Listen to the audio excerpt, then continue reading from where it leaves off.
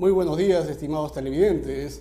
Hoy en su segmento Poder Tributario vamos a tratar algunos temas referenciales referidos a la fiscalización de obligaciones tributarias para que usted y su empresa no se vea en problemas con la SUNAT en caso sea materia pues, de un examen por parte de la autoridad tributaria y que tenga los lineamientos generales para poderlas afrontar con éxito. Para ello es siempre importante poner el asunto en contexto. La primera imagen, por favor. Muy bien, este es el contexto que el anterior. Muy bien, este es el contexto que actualmente en el cual el Perú y el sistema tributario en general se encuentra inmerso, es decir, la política tributaria con la cual vivimos. Por ejemplo, hoy por hoy los bancos van a tener que empezar a reportar a la SUNAT los saldos en cuentas bancarias superiores a 7 UITs, tenemos intercambio de información entre entidades, por ejemplo, SUNAT con la SUNAT, intercambio de información internacional a raíz de los diversos acuerdos que el Perú viene suscribiendo, el uso intensivo de los comprobantes de pago electrónicos, con lo cual va a significar una masificación de las fiscalizaciones tributarias electrónicas. También tenemos la fiscalización sobre los denominados gastos atípicos o curiosos, la intensificación de la bancarización. Entonces, o por ejemplo, lo que conversábamos en la sección anterior, ¿no? El uso de la bancarización para compra de autos, casas y aumento o reducción de capital. Como vemos, la conclusión principal de este panorama que nosotros estamos viviendo, el panorama tributario, es que se van a intensificar las fiscalizaciones y por ello los empresarios deben estar mucho más alerta y deben tener mucho más cuidado en el manejo de la tributación empresarial. Muy bien, pasemos a la siguiente imagen, por favor.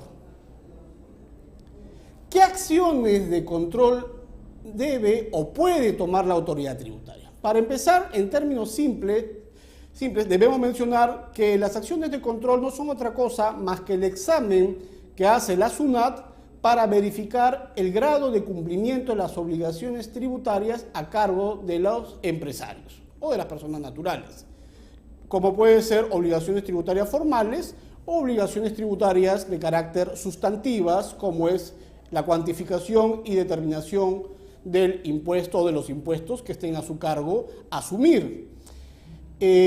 Esta cuantificación o este procedimiento, tanto a nivel formal como a nivel sustantivo, puede ser materia de acciones de control. Y esas acciones de control se verifican, por ejemplo, con la notificación de cartas inductivas, con la notificación de esquelas, con la notificación de requerimientos de información, con la notificación de cartas para cruces de información, o con la notificación de verificaciones, por ejemplo, de obligaciones tributarias formales. Como vemos, la autoridad tributaria tiene una serie de herramientas legales que le va a permitir justamente desarrollar sus acciones de control. Pero aquí debemos mencionar algo fundamental, que la acción de control gravitante o determinante es la notificación de la carta de presentación que va de la mano con el primer requerimiento de información. Este es el acto de control mucho más intenso, mucho más poderoso con el que cuenta la SUNAT para verificar el cumplimiento tributario o no. Entonces, dicho ello, pasemos con la siguiente lámina. Bien, ¿qué lineamientos preliminares hay que tener en cuenta en el desarrollo de un procedimiento de fiscalización? Para empezar, hoy es un acto o un procedimiento de carácter crucial. ¿Por qué mencionamos que es un acto crucial? Porque tal cual está el panorama, como lo hemos descrito, en la actualidad esta fase se convierte en una fase muy importante porque es la fase en la que realmente el empresario va a poder defenderse con todas sus herramientas documentales y jurídicas a la vez para poder desvirtuar cualquier acotación u observación que el auditor de la SUNAT pueda tener e irlos levantando progresivamente, es decir, irlos dejando sin efecto progresivamente. ¿Para qué? Para evitar entrar al litigio tributario, bien sea frente a la misma SUNAT, bien sea ante el Tribunal Fiscal, bien sea ante el Poder Judicial o incluso hasta el Tribunal Constitucional. Entonces, esta fase se ha vuelto una fase indispensable, una fase crucial, una fase determinante. La formalidad como procedimiento administrativo en la actuación del auditor fiscalizador de la SUNAT debe seguir los cánones de ley, es decir, debe cumplir las normas reglamentarias que regulan su accionar.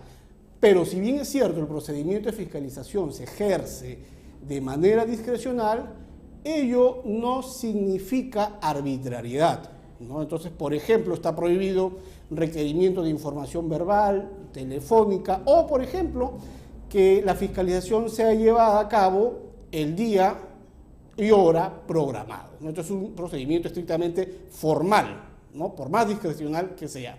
Y bueno, está sujeto a una serie de principios. Como procedimiento administrativo que es, está sujeto a una serie de principios. Nosotros nos vamos a centrar en dos, que son bastante capitales en el desarrollo del procedimiento de fiscalización, sin perjuicio de los demás principios que deben observarse. Uno de ellos es el principio de verdad material, que significa que la autoridad tributaria, en este caso el auditor de SUNAT, debe realizar todas las diligencias posibles para sustentar sus reparos o acotaciones en una empresa, aún así no hayan sido ofrecidos por el contribuyente, para evitar una acción de control laxa. Y por otro lado tenemos también el principio o el debido o la debida motivación, ¿no? Es que es una garantía inherente del debido procedimiento, es decir, la motivación significa que el auditor debe sustentar sus reparos, debe fundamentar sus acotaciones que vaya a ser de cargo al contribuyente, al empresario. Entonces, esos principios hay que tenerlo bastante en cuenta, sin perjuicio de los anteriores, vuelvo a reiterar. Con la siguiente lámina, por favor. Muy bien, aquí lo que tenemos es justamente lo que habíamos comentado en láminas anteriores. Es la notificación de un requerimiento de información. Este requerimiento de información, que es un acto administrativo, un documento que llega de la SUNAT hacia el contribuyente, busca examinar cómo viene trabajando, cómo viene cuantificando su deuda, si está cumpliendo o no las disposiciones tributarias vigentes a la fecha. ¿Qué es lo que debemos observar? Sin dejar de mencionar que con la notificación de este acto se da inicio al procedimiento de fiscalización de obligaciones tributarias. Otra cosa es el cómputo o el inicio del cómputo de los plazos. Pero lo que se debe observar en este documento de primera línea es, primeramente, los funcionarios que están a cargo del procedimiento o van a estar a cargo del mismo. Es decir, la competencia funcional. Esto es importante porque es un requisito de validez del acto administrativo que vayan a expedirse producto de este procedimiento. ¿Qué más? El tributo materia de fiscalización, el periodo materia de examen, la fecha de entrega en la que la documentación debe ser proporcionada a la SUNAT, para evitar justamente incurrir en infracciones. Y además el tipo de fiscalización. Hoy podríamos mencionar que en líneas generales existen tres tipos de fiscalizaciones: la definitiva, que dura 12 meses, como es la que estamos viendo aquí en la lámina, la parcial, que dura 6 meses, y la electrónica, que dura 30 días hábiles y que implica una labor interna. Pero este es el parámetro sobre el cual el auditor fiscal se debe regir y el contribuyente también se debe regir. Es decir, no puede solicitarse información respecto a un periodo o un tributo que no haya sido materia de un requerimiento. Entonces, este punto hay que tenerlo bastante en cuenta. Siguiente imagen, por favor. Muy bien, pregunta frecuente. ¿Pueden notificar la SUNAT, nos pueden notificar sucesivos requerimientos de información? Pues la respuesta es efectivamente sí. Sí nos pueden notificar sucesivos requerimientos de información. ¿Por qué? Porque usualmente el primer requerimiento, que es el requerimiento inicial, que va aparejado con la carta de presentación, es un requerimiento en el cual la SUNAT o el auditor va a levantar información muy general. Y posteriormente, si hay alguna situación que le conlleve alguna duda en alguna operación, facturación, devengamiento, intereses, transacciones, etcétera, puede notificar sucesivos requerimientos para su debido esclarecimiento por parte del contribuyente. Obviamente esto dentro del plazo que dure la fiscalización. Entonces, sí cabe la notificación de requerimientos adicionales dentro, pues, del procedimiento de fiscalización. La otra consulta siempre frecuente, sobre todo cuando llega a uno de este tipo de notificaciones, es si cabe la posibilidad de solicitar prórrogas. La respuesta también es correcta, es afirmativa.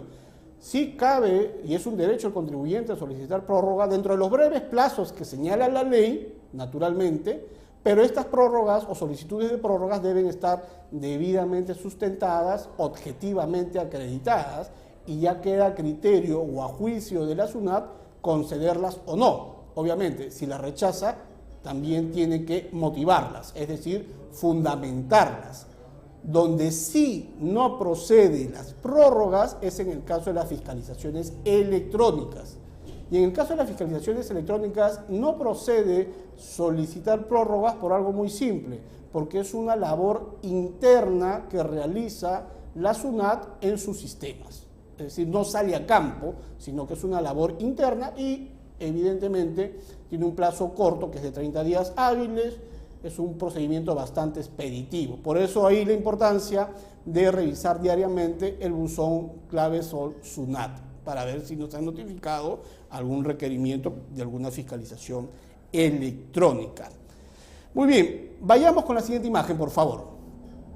Aquí tenemos unas recomendaciones muy generales, pero bastante precisas o bastante importantes que se deben tener en cuenta cuando se inicia un procedimiento de fiscalización. Por ejemplo, la relacionada a la documentación.